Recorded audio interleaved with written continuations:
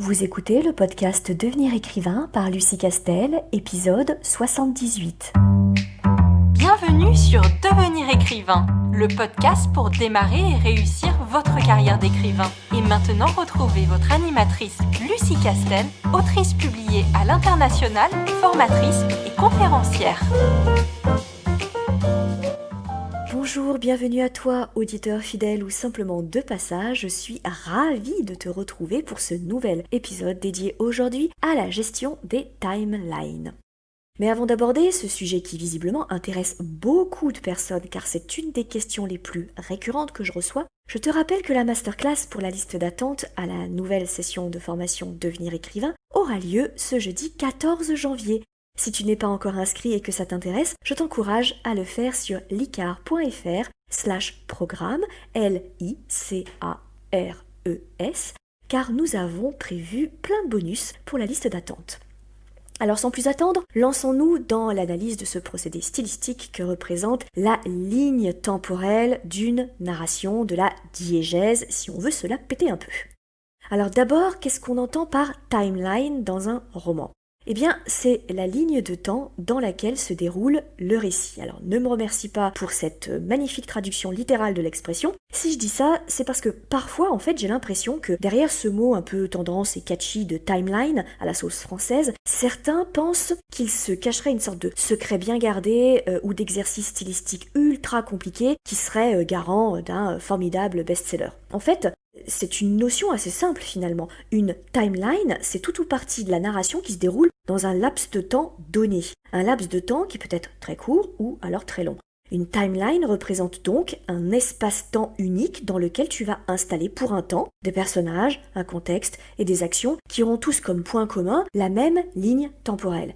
Et bien sûr, tu restes totalement libre d'utiliser le temps de conjugaison que tu souhaites dans l'écriture. Passé composé, imparfait par exemple, passé simple ou présent de l'indicatif. En fait, le choix du temps de cette conjugaison n'est pas du tout révélateur de la ligne temporelle narrative de ton récit.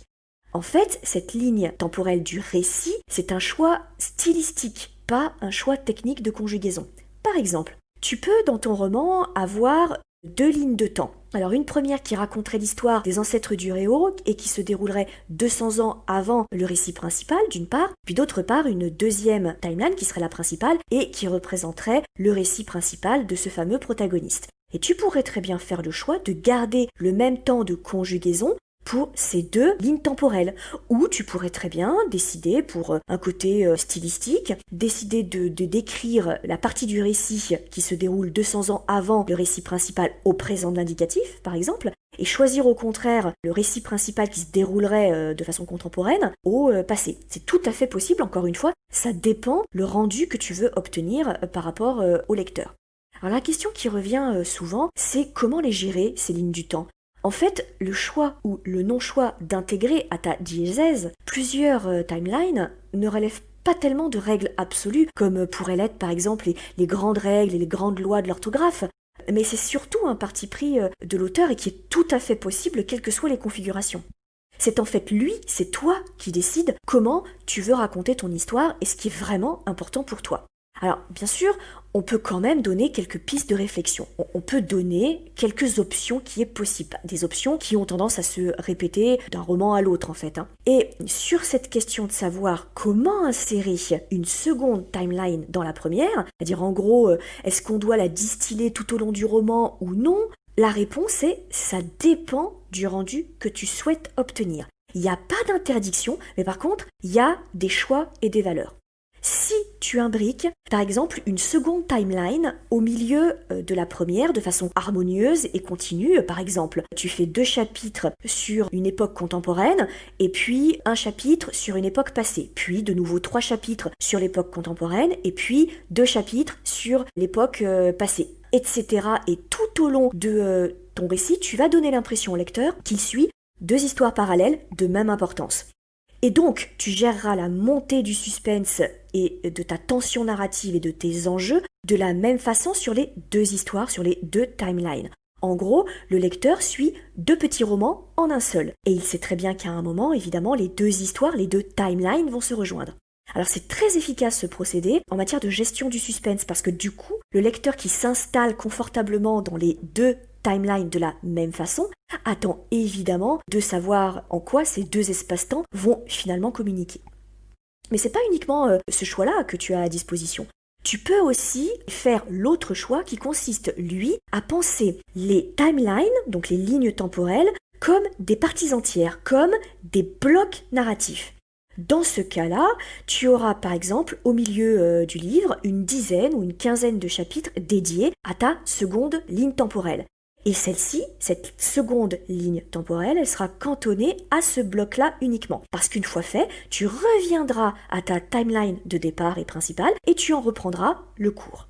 Ici, en fait, tu vas penser et découper ton roman en différentes phases, en différentes parties. Et tu peux les placer en fait un peu comme tu veux. C'est-à-dire que tu peux mettre un bloc d'une timeline passée au début, tu peux en remettre une autre au milieu, voire tu peux en mettre une autre uniquement à la fin. Il n'y a encore une fois pas de bonne ou de mauvaise façon de le faire. Encore une fois, c'est toi qui choisis l'effet que tu veux donner au lecteur. Dans le cas des blocs, il y a quand même une notion un peu particulière, peut-être un petit peu plus importante que dans la première option de distiller tes différentes timelines tout au long du récit. C'est qu'il y a forcément une notion de passé ou de timeline finie. Puisque, en fait, sorti du bloc ou de la partie, par exemple, qui se déroule dans une époque lointaine, on sait qu'on la quitte définitivement, c'est par bloc. Et qu'on revient à un autre bloc qui est, par exemple, l'époque actuelle où se déroule l'histoire principale. Donc tu as cette notion du caractère fini de ta timeline, alors que tu ne l'as pas évidemment dans des timelines imbriquées les unes dans les autres tout au long du roman, puisque le lecteur va avoir les deux jusqu'à la fin du roman, ou quasiment jusqu'à la fin du roman. Donc en termes de blocs, si tu choisis de faire tes différentes timelines en bloc, clairement elles vont pas servir à gérer un même suspense, c'est pas du tout le but des timelines par bloc, mais elles vont plutôt servir à densifier le mystère de ta narration principale, et de faire comprendre au lecteur qu'en fait le héros et ce qu'il vit dans la ligne temporelle actuelle, par exemple, ne sont que la pointe de l'iceberg et qu'il y a en vérité une double lecture plus ancienne et plus profonde du fait de ce flashback. Donc ces flashbacks concentrés en une même partie permettent en général de donner de la profondeur et de la puissance à la narration principale en lui ajoutant une sorte de dimension supplémentaire et en faisant comprendre que l'origine de l'aventure prend en réalité racine non pas dans l'époque actuelle où se passe le récit, mais dans une autre histoire différente et beaucoup plus ancienne, donc dans une autre ligne temporelle. Alors, tu as aussi l'exemple de la timeline très courte qui intervient qu'une seule fois, par exemple, et souvent en un seul chapitre. Il s'agit notamment d'un prologue qui serait fait soit dans une ligne temporelle passée par rapport au récit qui va démarrer juste après, ou au contraire une timeline future dont les faits se dérouleront à la fin du roman. Et ça, en général, c'est très très efficace quand tu le fais dans un prologue. C'est très efficace pour ton incipit, donc pour le début de ton roman, pour susciter la curiosité du lecteur qui évidemment va bien comprendre que c'est de l'anticipation et qui va évidemment se demander « mais comment on en est arrivé là ?» Si tu es un peu curieux, il y a notamment le tout début, l'incipit de Twilight, le premier roman qui fonctionne exactement comme ça, c'est-à-dire que son prologue décrit en fait une ligne temporelle qui va se dérouler quasiment vers la fin de son récit principal. Donc il faudra que le lecteur attende la fin du récit principal pour retomber sur ses pattes et revenir à la scène décrite dans le prologue. Et de la même façon d'ailleurs, tu peux avoir une timeline différente des deux premières pour éventuellement un épilogue. Donc c'est-à-dire que tu peux avoir une ligne temporelle pour ton prologue, une ligne temporelle pour la totalité de ton roman quasiment, c'est-à-dire ton récit principal, et puis une troisième ligne temporelle qui serait que pour l'épilogue, où par exemple tu dis ce qui se passe 20 ans plus tard, admettons. Typiquement, si je prends mon exemple personnel, dans mon polar « À présent vous pouvez enterrer la mariée », mon épilogue se déroule dans le passé. C'est une scène du passé qui a eu lieu bien avant le début du roman. Et dans mon roman Le Roi Sombre, j'ai un prologue qui se déroule dans une ligne temporelle future, du coup, qui en réalité a lieu un petit peu plus tard dans les récits. Et mon épilogue, lui aussi, est dans une timeline qui se place dans le futur, mais alors dans un futur encore différent pour le coup. Et enfin, dernière option, alors c'est pas la seule et l'unique, puisque encore une fois, chaque roman fait comme il veut, donc il y a autant d'options que de romans différents, mais la dernière option à laquelle je pense et qui se retrouve assez souvent, et qui par contre je pense est la plus difficile à faire techniquement, c'est la timeline secondaire qui se glisse dans un paragraphe uniquement de la timeline principale qui est en train de se dérouler dans le chapitre. Oui, je sais, c'est un peu compliqué, là je sens que je t'ai un petit peu perdu, je vais te prendre un exemple. Tu es dans un chapitre où tu as une scène qui décrit deux enquêteurs qui se rencontrent, et le premier enquêteur vient avec une nouvelle affaire dont tu dois faire le résumé et parler au second enquêteur. En gros, il le briefe et il le met au parfum. Donc là, pour pouvoir résumer les faits de la première affaire, tu as 3 manières essentielles de le faire. Soit tu fais un dialogue dans lequel le premier enquêteur, en gros, il raconte l'affaire, il fait le résumé de l'affaire à son collègue, comme toi, si tu étais un enquêteur, tu le ferais à ton collègue enquêteur. Donc ça, tu le fais sous forme de dialogue. Soit option numéro 2, tu vas résumer, synthétiser l'affaire dans un paragraphe narratif. Du genre, Robert résuma les faits à son collègue, hier à 16h, une jeune fille a été enlevée sur le banc du Central Park, etc. etc. Bon, évidemment un peu mieux écrit, mais tu vois ce que je veux dire. Et option 3, et c'est là le plus compliqué, tu vas créer, pour le temps de ce récit de l'épisode du kidnapping de cette jeune fille, donc de cette nouvelle affaire sur laquelle ils vont enquêter, tu vas créer une mini timeline du récit du kidnapping de la jeune fille dans la timeline principale, à savoir les 2 enquêteurs qui sont en train de parler de cette nouvelle affaire. Par exemple, après le dialogue entre les 2 enquêteurs, tu vas démarrer un nouveau paragraphe par « Il est 16h quand Jessica, une jeune adolescente aussi peu consciente des dangers de la vie qu'un grille-pain, s'installe sur le seul banc encore disponible du parc. Elle pianote sur son portable, l'affaire est grave, ce soir Timothée n'est pas sûr de venir à la fête d'Alice. » Elle ne remarque pas qu'un homme, d'un âge difficilement identifiable parce qu'il est masqué, vient de s'installer à côté d'elle. Blabla, blabla, blabla. Donc, tu vois ce que je veux essayer de te faire comprendre, c'est que là, en fait, tu fais comprendre au lecteur que, hop, tu le transportes, le temps du récit du kidnapping de cette jeune fille, tu le transportes artificiellement dans une ligne temporelle différente, passée du coup, c'est-à-dire la veille, l'avant-veille ou la semaine d'avant où elle s'est fait kidnapper, alors que tu es bien toujours dans un chapitre, dans une scène d'une timeline contemporaine où les 2 enquêteurs vont ensuite reprendre le cours de leur enquête. Ça fonctionne très très très bien. Je l'ai vu faire très mal dans beaucoup de livres, et quand c'est réussi, c'est évidemment, tu l'auras compris, très dynamique, parce que du coup, tu immerges le lecteur tout de suite dans l'affaire, et tout de suite, il va se mettre dans la peau de Jessica, et du coup, lui, il va évidemment sentir le danger, puisqu'il sait qu'elle va se faire kidnapper, puisque l'enquêteur l'a déjà dit. Donc ça, c'est assez efficace. Si je te donne tous ces exemples d'introduction et de gestion de timeline, c'est pour te faire comprendre qu'il n'y a, encore une fois, pas de bonne ou de mauvaise façon d'intégrer et de gérer ces lignes temporelles. Tout comme il n'y a pas non plus de nombre maximum ou minimum de lignes temporelles dans un roman. En fait, c'est pas parce que ton roman, d'ailleurs, par opposition, se passe dans une seule et même ligne temporelle qu'il va être nécessairement ennuyeux, convenu, classique ou plat, pas du tout. En fait, le vrai problème, il se situe ailleurs de la question des timelines ou de pas de timeline. Et d'ailleurs, ce problème, il est toujours le même, c'est celui du gadget narratif. À partir du moment où tu utilises plusieurs lignes temporelles, juste pour faire style que ton roman est super original ou recherché, ou que ça fait un épilogue propre, ou un prologue accrocheur, ou encore que ça prouve au lecteur à quel point ton histoire, elle est riche, elle est dense parce qu'il y a du passé, ça c'est un gadget. Et ça se voit, le lecteur le comprend de suite et va se dire que tout ça finalement c'est un peu de l'accessoire, c'est du blabla, de la poudre aux yeux et que ça parasite la force de ton histoire principale, de son message, en ne servant finalement pas à grand chose pour le déroulé de ta diégèse. C'est pour ça que je ne dis pas diégèse, parce que c'est hyper dur à dire en fait, donc c'est pour ça que je me la pète pas du tout et que je dis récit, voilà en fait, donc on va garder récit. Donc quoi que tu décides, la règle est toujours la même, quel que soit ton choix stylistique, différentes lignes temporelles ou non, ça doit servir la narration. Ça doit lui être à cette narration essentielle. Et finalement, sans cette timeline, ta narration doit être bancale. Si elle se tient, si elle est déjà intéressante sans toutes les autres timelines, accessoires, périphériques, etc., si ton histoire est déjà rythmée, déjà riche et compréhensible, alors c'est que c'est du gadget et que ça va polluer ton intention narrative.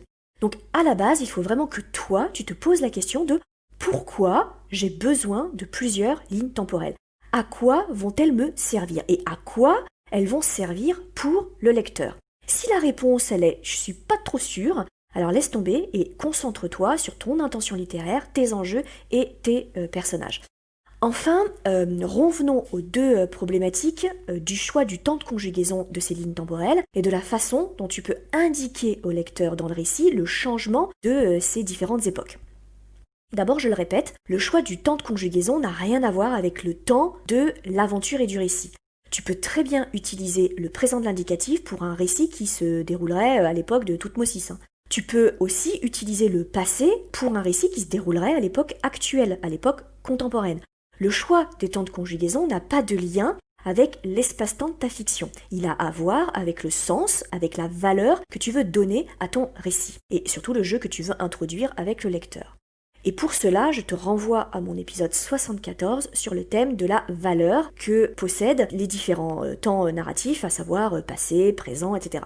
Et de la même façon, tu n'as pas nécessairement à changer de mode de conjugaison quand tu changes d'époque et de timeline. Tu peux tout écrire au présent ou tout écrire au passé, ou alors au contraire faire une fois présent, une fois passé comme tu veux, parce qu'encore une fois, ça dépend de quel effet tu veux produire dans la tête du lecteur.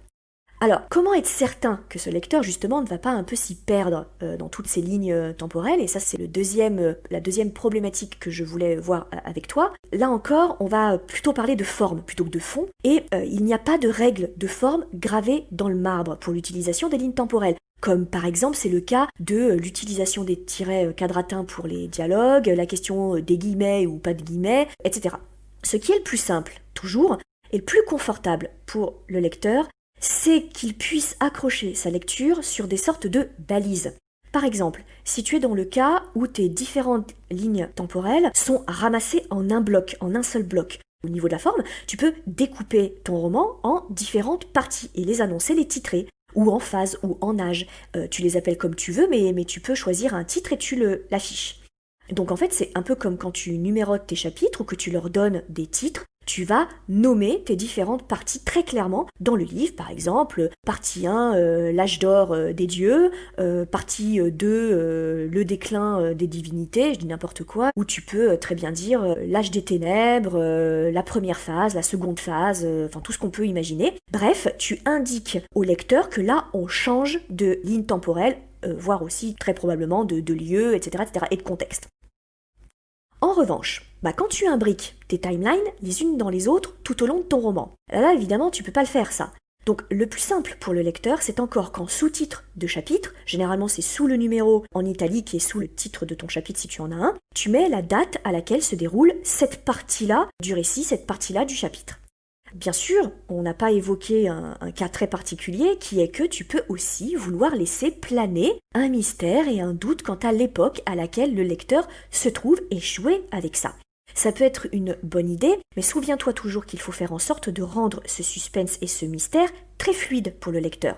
Parce qu'il faut qu'il ait une impression de facilité dans l'énigme. S'il est trop perdu trop longtemps, il peut décrocher. Donc si jongler avec les lignes de temps différentes fait partie de ton mystère, et que ce mystère-là ne doit être révélé qu'à la fin, c'est tout à fait possible. Et d'ailleurs, je te renvoie à toutes les critiques qu'il y avait eu sur la série The Witcher, où justement, sciemment, il laissait planer le doute sur la présence de deux lignes temporelles dès le départ. Donc ça a beaucoup fait parler les personnes. Donc tu vois, c'est tout à fait possible, et d'ailleurs c'était maîtrisé, quoi qu'on en dise.